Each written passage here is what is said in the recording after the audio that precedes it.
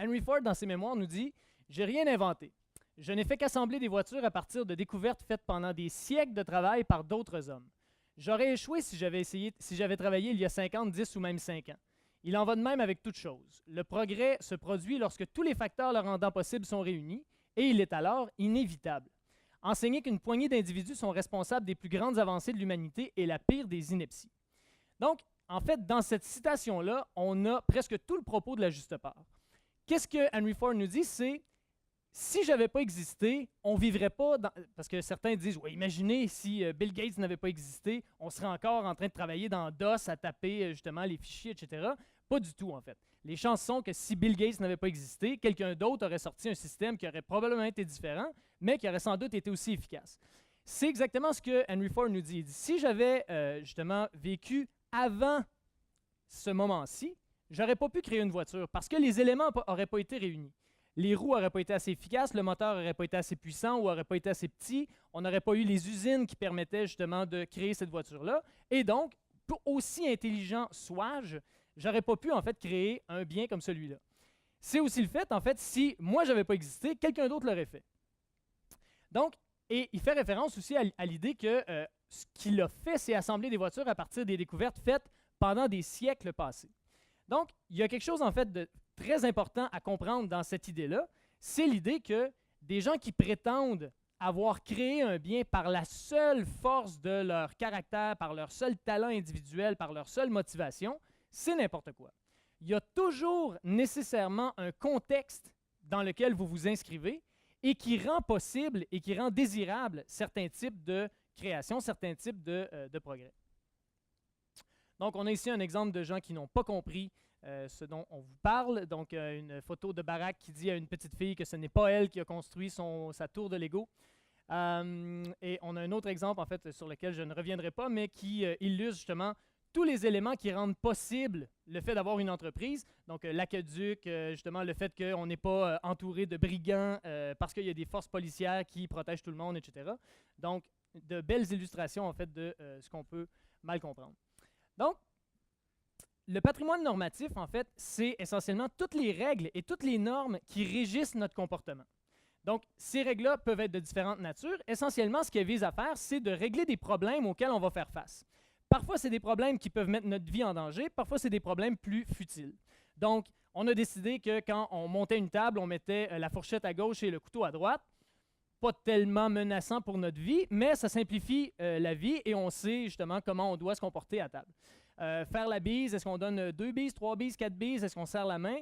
Ben, encore une fois, notre vie n'est pas en danger, mais ça simplifie les rapports. En fait, quand on rencontre quelqu'un, on sait comment se comporter de la bonne ou de la mauvaise façon. Et là, d'une culture à l'autre, ben, il y a des distinctions.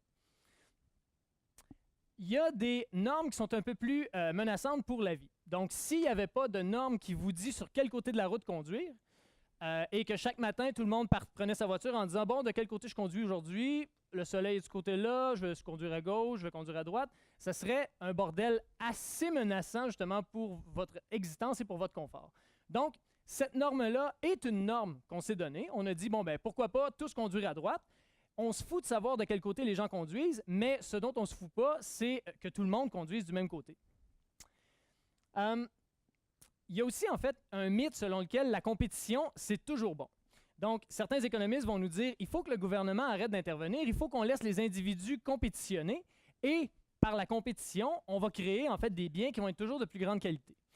Et on peut le comprendre, en fait. Si vous voulez créer des chaussures, comment vous pouvez faire pour rester en affaires et avoir une business rentable? C'est de produire des chaussures qui vont être soit moins chères que la compétition ou plus jolies que la compétition. Donc, si tout le monde a cet objectif-là et que tout le monde travaille à créer des biens toujours moins chers, toujours de meilleure qualité, en tant que consommateur, on a des bénéfices absolument gigantesques. Donc, ça, c'est vrai, sauf qu'on perd de vue, en fait, qu'il y a une autre stratégie beaucoup plus efficace pour avoir une business rentable, c'est d'aller mettre le feu dans les ateliers de nos compétiteurs. Donc, oui, évidemment, si vous arrivez à trouver un modèle de chaussures magnifique ou une technologie qui va vous permettre de les faire à prix très, très, très, très bas, vous allez faire fortune, mais il y a une façon encore beaucoup plus facile de faire fortune, c'est de détruire votre compétition. C'est une stratégie justement que l'une des deux patineuses qui est présentée ici et qui est probablement inconnue de la plupart d'entre vous a utilisée. deux patineuses artistiques qui étaient en compétition pour justement une des Olympiques, qui étaient toujours en grande rivalité. Elles avaient tous les deux le choix de continuer à s'entraîner et d'essayer de s'entraîner davantage que leurs compétitrices pour essayer de gagner une médaille olympique, ou d'employer une stratégie beaucoup plus efficace, faire casser le genou de leur adversaire. Et c'est ce que l'une des deux a essayé de faire, Nancy Kerrigan. En fait, je suis rendu au point où je mélange les deux. C'est Nancy Kerrigan qui est la casseuse de genou ou c'est Nancy Kerrigan qui est la genou cassé? Ouais, je pense que... C'est le genou cassé. Hein? Donc, c'est Tanya Harding qui est la casseuse de genou. Et la seule raison pour laquelle sa stratégie n'a pas fonctionné, c'est qu'elle a fait faire le boulot par son beau-frère, un type qui avait l'air à peu près le couteau le moins aiguisé du tiroir, pour utiliser une analogie de cuisine. Donc, d'autres types de normes, c'est par exemple les normes qui visent à dire la vérité. Si tout le monde mentait, évidemment, ce serait le chaos absolu. Donc, il faut qu'on soit capable de faire confiance et de se fier sur ce que les gens nous disent pour être capable de planifier quoi que ce soit. Donc, un événement comme aujourd'hui, si on avait donné n'importe quelles heures, n'importe quel locaux et que les gens avaient dit « oui, oui, on va être là » et que finalement personne n'était venu, bien évidemment, ça aurait été un flop assez total. Même chose avec un paquet d'organisations, en fait, sur lesquelles on repose pour avoir une certaine qualité de vie. Donc, on a mis une photo de manifestation. L'idée étant que quand vous vous demandez si vous allez ou non aller à une manifestation, vous réfléchissez dans ces termes-là. Donc, si la manifestation a lieu, bon, pour qu'une manifestation soit efficace, il faut qu'il y ait beaucoup de monde. Donc, de deux choses l'une. Soit il y a beaucoup de monde et que vous soyez là ou non, on s'en fout. Ou il n'y a personne et que vous soyez là ou non, on s'en fout. Donc, en tant qu'individu, si vous vous posez la question, est-ce que je devrais y aller pour faire une différence justement dans ce moyen de pression-là, vous n'avez pas beaucoup d'intérêt individuel à vous présenter sur les lieux. Le problème, c'est que si tout le monde réfléchit dans ces termes-là, évidemment, il n'y aura personne à la manif et là, ça va être un flop total. Donc, il y a des normes, en fait, qui se sont installées dans nos communautés et qui font en sorte que, de temps à autre, et dans certains domaines plus souvent qu'autrement, on va accepter, en fait, de mettre de côté notre intérêt individuel. Donc, on va accepter d'aller à la manif, même si on sait que d'un point de vue individuel, ce n'est pas nécessairement ce qui est le plus dans notre intérêt. On va aussi accepter de dire la vérité, parfois même si on se met dans le pétrin. On va aussi accepter de faire des examens sans tricher, même si on sait qu'on s'en va tout droit dans le mur. Pourquoi? Bien parce qu'en fait, il y a une certaine valeur à l'honnêteté. On a internalisé certaines normes et ces normes-là sont utiles pour justement rendre possible la société dans laquelle on vit. Donc, le capital social, essentiellement, je passe très rapidement, mais c'est notre volonté à suivre les normes.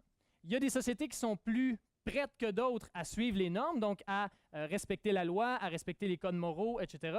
Il y a un sociologue américain qui s'appelle Robert Putnam, qui a fait des études justement pour expliquer comment on pouvait avoir de la prospérité économique dans certaines parties d'un pays et une absence de prospérité économique dans d'autres, notamment en Italie.